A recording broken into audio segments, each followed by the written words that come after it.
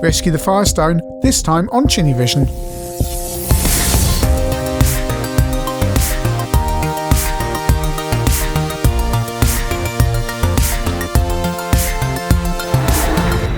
Firelord, a 1986 game by Hewson, by Stephen Crow, who was voted Best Programmer of the Year 1986 by the readers of Crash, and also won the same award at the 1985 Golden Joystick Awards. Wikipedia ahoy. He programmed many games, many of which you will have played, including Starquake, Iridium, Synapse, Heavy Metal, and Mr. Heli on the C64 as well, and had some involvement with Chase HQ2 on the C64, which we won't mention that one. He also regularly worked with Graft Gold, just 21 years of age when he released this game. The game came out on the Spectrum C64 and Amstrad, and you control the knight Sir Galahad, who must explore the kingdom of Torat and recover the 4 charms of eternal youth that the evil queen has tricked the dragon into parting with. So we start the game, and here we are on the Amstrad. First version I played, I got this on one of those compilations of many Hewson games. 10 hits or 15 hits or something like that. Great value because you've got all these brilliant Hewson games on 1 or 3 discs, in fact. So you wander around, and it's an Amstrad CPC game, and look at that, all that wonderful animation. But let's go to the C64 version quickly. It looks very much similar to the Amstrad, except far more colourful. Similar frames of animation, and this is a place where, well, you meet people in the game and you trade with them. We've got nothing to trade at the moment. We could try and steal that, but that won't work because I've got nothing to trade with to begin with. You need to have something to trade with in order to steal. But I've been caught, and this happens. You have to select innocent or guilty. If you get guilty, you die.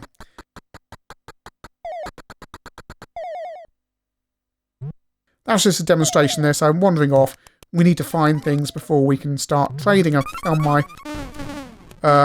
zapping firepower spell there, which you need. You can trade that. Can be useful if you're trying to steal things. Over to the Spectrum. And all the usual options there. Nice tune going on. Torat the Cursed Kingdom. And again, look at these frames of animation on the main character. Don't often see that level of animation on a Spectrum game. There we go, there's a firing spell there. It's wonderfully colourful. Look at all the detail in the backgrounds there. All the little colours. So we go down here. I'm going to trade with this man here. He's got some information.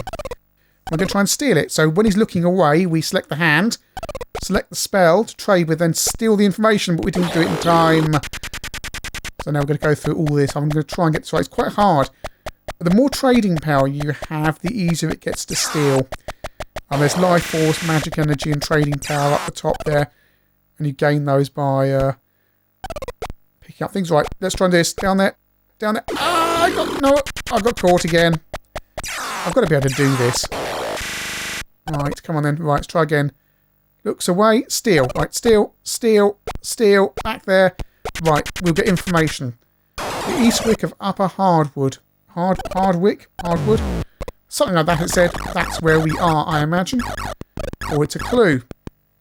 Fire kill, so don't touch that. Back over to the Amstrad version. The animation is not quite as good as the Spectrum version, but for an Amstrad game, this looks pretty good. 4 colour mode, so you lose all that colourful detail in the backgrounds.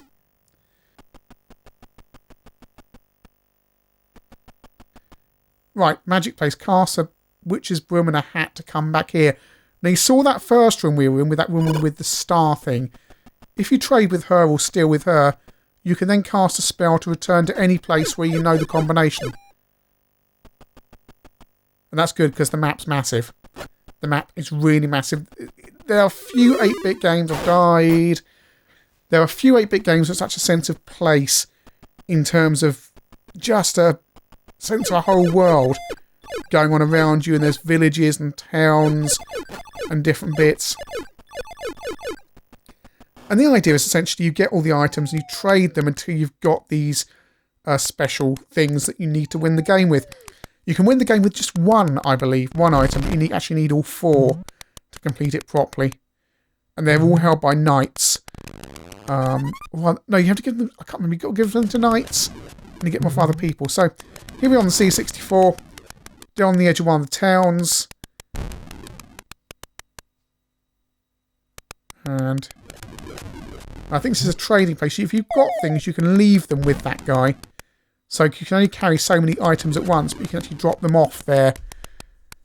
And that doorway there we just passed, it was blocked off, probably has a knight behind it.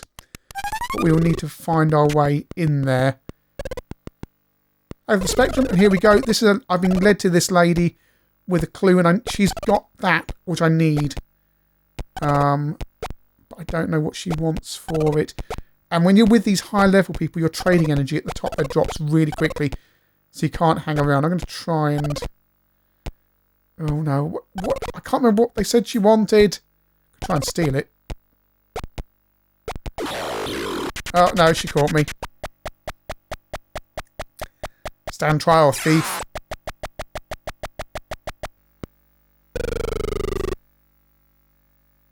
So I've unblocked one of those doorways, and here's a knight who may have things. And I've got this. I think he wants that, and he will give me that. So now I have, I think, one of the items I need to complete the game. Do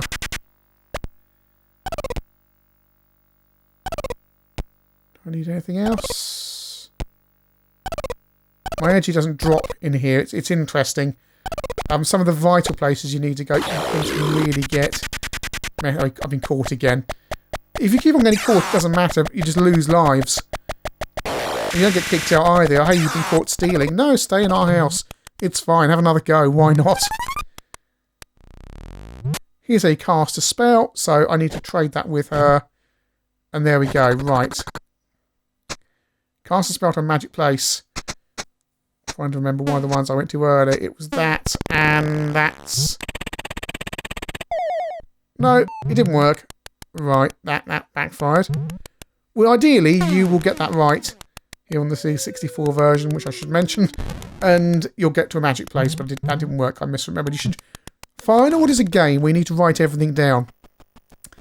Over to the Amstrad, and here's a little portal thing you can go through, and you arrive somewhere else. And if we go down here, you end up with this gatekeeper man. And you select things there, and you can select different things. And he will let you through different directions. So that's an example. I've gone back where I was.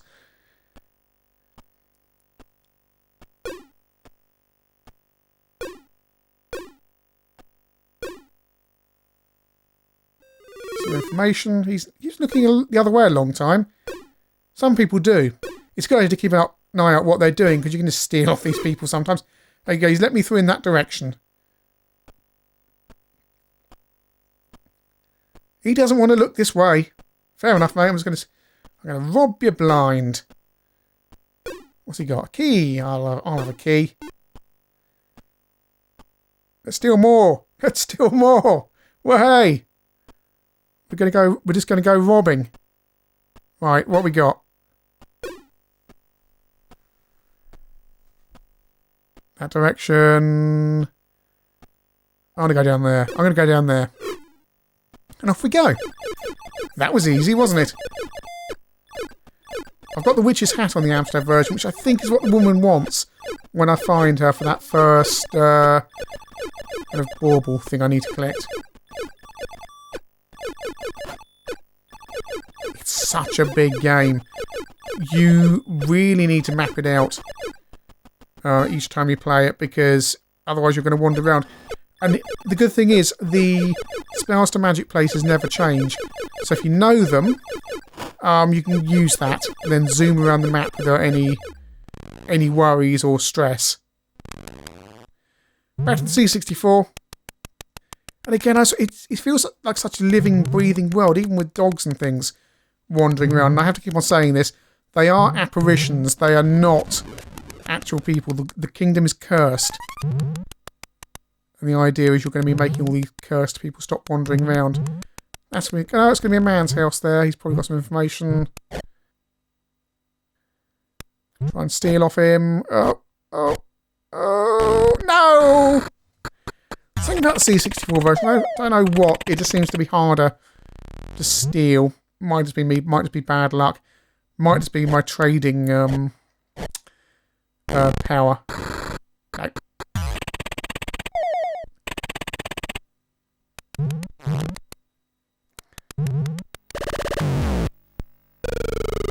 Right, so, Spectrum version, and yes, I've used the RZX archive to cheat this, because, frankly, I can't do it. Sometimes when you see those little squares, those little statue things there, you brush past them and they activate things like making fires go away and stuff, and you'll hear a click. That's what they're for. Go up there. Right, there should be. So, there's 2 endings to Firelord, and the Firestone is returned and the curse on Taurus is lifted. With the eternal youth, the evil queen is destined to rule forever. There is another ending where she's defeated as well. Again, I'm not quite sure how you get through to that. Feudal rating, Overlord. Adventure score 21%, charms found 4. Firelord is a remarkable game, and one that people don't really talk about in the same way they talk about games like Nightlore, Head Over Heels, and so on. But it's every way as innovative. All 3 versions stand up really well. If you're an Amstrad Spectrum or Commodore 64, you're going to love the game. They all play the same. Amstrad version has slightly less colour, but that's about it. No, for Firelord, it's all about the gameplay, and the gameplay is pretty much groundbreaking. It's an adventure game, but it's an arcade game. You wander around shooting things, but you have to trade with characters you meet, and you have to deduce puzzles. It's far more complicated than games like Dizzy, for example, that came later. We just wander around and collect objects. You've got to go in, you've got to get the objects. Is this object what people want? People will give you information about objects you need, and ultimately you end up getting the 4 charms you need to complete the game. The game is not faultless. Having energy, or your energy sapped by people walking around you, is quite frustrating. You have to keep on picking things up, and it makes the game a little bit frustrating when it doesn't need to be. You could have specific threats wandering around, but the problem is the spirits just appear and disappear and walk around randomly, so you can't even predict where they're going to go. It wouldn't be so bad if you entered onto screens and there were baddies following predefined paths, but these guys just wander around randomly, which your energy will take a big hit. That said, it gives the feeling of a chaotic, haunted town and countryside, and a real sense of place. The background graphics are beautiful. They are absolutely gorgeous. They're quite unlike many other games you see. The character sprites are just fairly run-of-the-mill, but those backgrounds, those houses, the sense of place when you go into the towns is absolutely astonishing. A few years ago, people were going on about a certain Xbox and PlayStation game which was set in a British village, and they're saying, oh, it has such a sense of place. This is 30 plus years before, and it has such a sense of place and time as well. 16th, 17th century kind of thing going on there. It's beautifully observed. I really like Firelord. I know it won't be to everyone's taste. I know it can be difficult to get into, but I promise you, if you give it the time, Firelord will really reward you.